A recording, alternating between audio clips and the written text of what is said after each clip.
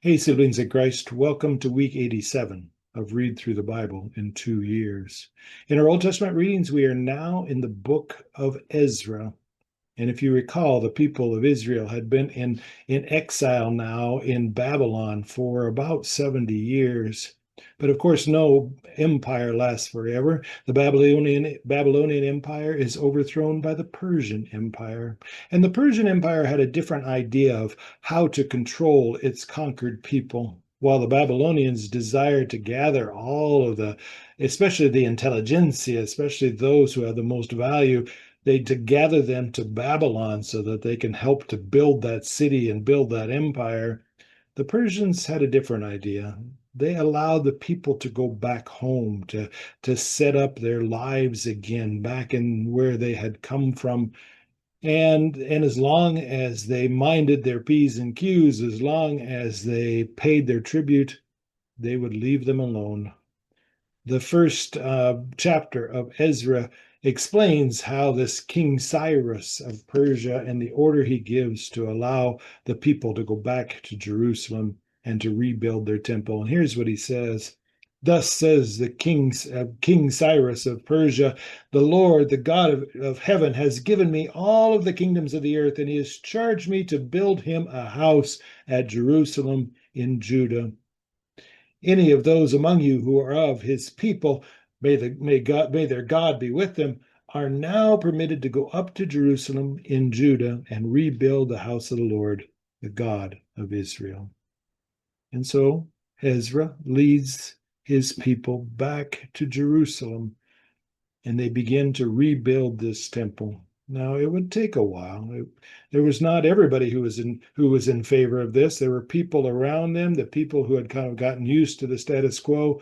The other tribes and nations around them did not want to see them rebuild this temple. And so there's a lot of back and forth between Ezra and the leadership of the Persian Empire. But finally, the temple is rebuilt. But when the temple is rebuilt, Ezra has another thing that concerns him. He looks out upon his people and he recognizes that many, many Jewish men have taken foreign wives, have taken wives from other tribes. And there's a concern that Ezra has that these foreign wives will begin to influence their children to worship other gods. Because Ezra understands that God allowed God's people to be exiled to Babylon because of idolatry, and he wants to make sure this never happens again. So he gathers the people and orders them to separate themselves from their wives, from their foreign wives, and from the children that were born to these partnerships, to these marriages. It's a bit of a difficult thing to read. The New Testament readings come from John chapters 8 and 9.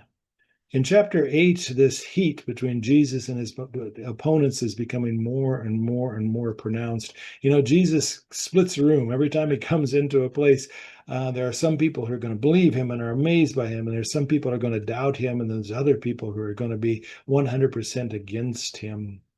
And in chapter 8, Jesus continues to and makes even more clear that he is the Son of God, and he speaks as such, as God, as his Father. And people, especially Jesus' opponents, begin to look at him as being a blasphemer. And so by the end of chapter 8, they begin to pick up rocks to kill him. But of course, it's not his time yet.